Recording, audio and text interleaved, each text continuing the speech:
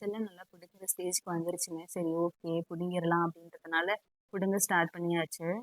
நம்மளோட செரி செடியில கூட இப்ப நெறையவே பூ விட ஆரம்பிச்சிருச்சுங்க. சீக்கிரமே பழம் வரும். பழம் வந்தா பறிச்சு நம்ம பிளாக் ஃபாரஸ்ட் செய்ய போறோம். நான் முக்கியமா செர்ரி செடி வச்ச காரணமே வந்து பிளாக் ஃபாரஸ்ட் கேக் பண்ணணும் தான். ஏன்னா, நமக்கு ஃப்ரெஷ்ஷா செர்ரி பழம் வந்து இங்க கிடைக்காது சேலம்ல. அதனால ஓகே நம்ம டின்ல தானே வாங்கி பண்ணுவோம்.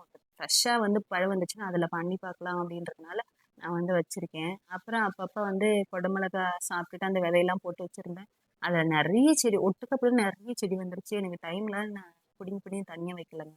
ஒட்டுக்கா இருந்ததுனால வந்து காயெல்லாம் ரொம்ப குட்டி குட்டியா வந்துருந்துச்சு. இருந்தாலும் நெறைய காய் இருந்துச்சு. நம்ம அப்பப்ப அத பறிச்சு சமைச்சுட்டோம்.